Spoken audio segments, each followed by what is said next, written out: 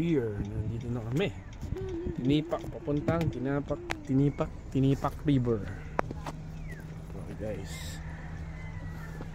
Patayin muna natin, pahingayin natin si Ana.